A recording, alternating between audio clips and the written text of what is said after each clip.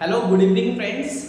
जैसे कि आप लोगों को पता है कि आप लोग ग्रेजुएशन का फॉर्म अप्लाई कर रहे हो। बहुत सारे स्टूडेंट जो है बहुत सारे कॉलेज में फॉर्म आ गया ऑलरेडी, बहुत सारे फॉर्म आप लोग भर भी चुके हैं और बहुत सारे स्टूडेंट जो है अभी भी बहुत सारे कॉलेज का जो है फॉर्म नहीं निकला है, जिसके कारण बहुत सारे स्टूडेंट अभी भी वेट कर रहे हैं। लेकिन एक कंफ्यूजन सभी स्टूडेंट के पास ये है कि सर इतना सारा 7 न्यू सब्जेक्ट है, राइट, इतना सारा सब्जेक्ट कैसे होगा, ऑनर्स और जनरल में इतना सारा पेपर है, कुछ समझ में नहीं आ रहा है कैसे पढ़े।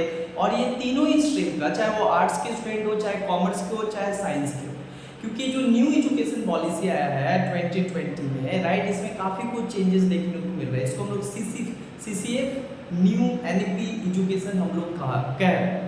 तो साथ ही साथ आपको ये भी पता है कि राइट कि जो न्यू एजुकेशन पॉलिसीज है, राइट, इसमें काफ़ी ज़्यादा कुछ न्यू चीज़ें हैं, जिसमें 7 सब्जेक्ट, चाहे आप ऑनर्स लो, चाहे आप जनरल हो, चाहे आप आर्ट्स के हो, चाहे कॉमर्स के हो, चाहे आप साइंस के हो, राइट, आपको जो है 7 सब्जेक्ट आपको जो है लेना पड़ेगा और फॉर्म में फिलअप करना पड़ेगा। और ये काफ़ी इंपॉर्टेंट नॉलेज है आपके आने वाले फॉर्म के लिए जो फिलअप करेंगे, राइट। तो सबसे पहला सब्जेक्ट क्या है? सपोज दैट अगर आप क्या करते हो 4 साल का, अगर आप क्या करते हो मल्टी डिसिप्लिनरी कोर्स करते हो, दैट मीन्स आप 4 साल का ऑनर्स अगर किसी भी सब्जेक्ट में करते हो, तो जिस सब्जेक्ट में करते हो आप उसका एक सब्जेक्ट, सपोज दैट अगर आप पॉलिटिकल साइंस क्या करते हो, पॉलिटिकल साइंस में ऑनर्स लेते हो, तो आपका एक पॉलिटिकल साइंस का सब्जेक्ट है।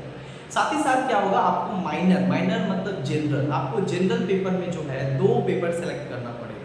तो एक जनरल पेपर, एक ही जनरल पेपर होगा, लेकिन उसमें 2 सब्जेक्ट सेलेक्ट करना पड़ेगा। जो सब्जेक्ट होगा, जो आप पहला सब्जेक्ट सेलेक्ट करेंगे, वो फर्स्ट सेमेस्टर में आपको पढ़ना होगा, और जो दूसरा सब्जेक्ट आप चूज करेंगे, सेकेंड ऑप्शन, सेकेंड G2 जिसको कहा जाता है, G1 for first semester and G2 for second semester. उसके साथ जो है आपको फिर एक नया सब्जेक्ट क्या ऐड हुआ है, आईडीसी, इंटरडिसिप्लिनरी कोर्स। ये भी आपको क्या करना है, चूज करना है, राइट। बहुत सारा वहाँ पे ऑप्शन होता है, सभी कॉलेज में अलग अलग ऑप्शन होता है कि आप कौन सा आईडीसी चूज करते हो।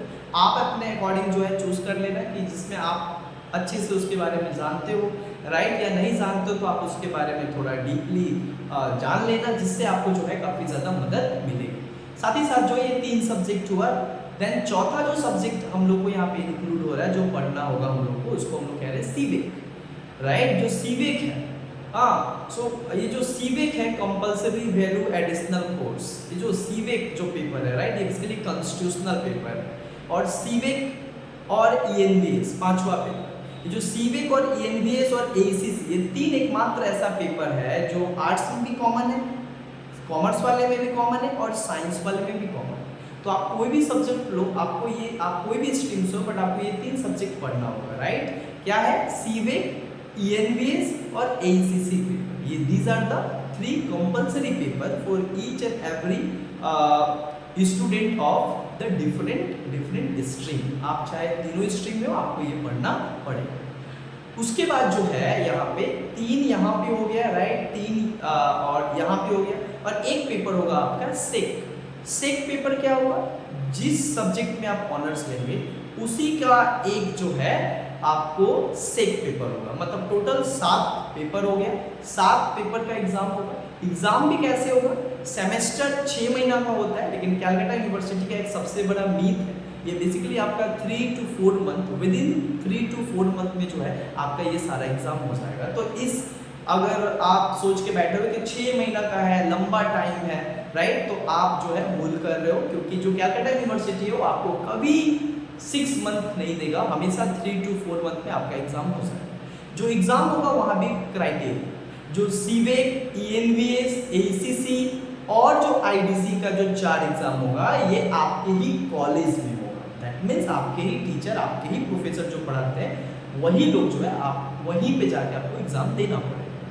बाकी के जो 3 सब्जेक्ट है, जो आपका एक ऑनर्स पेपर है, एक आपका जो सेक पेपर है, और एक आपका जो जनरल पेपर है, ये जो पेपर है ये आपको क्या करना पड़ेगा, बाहर सेंटर आपको अलॉट किया जाएगा और वहां पे आपको एग्जाम देना।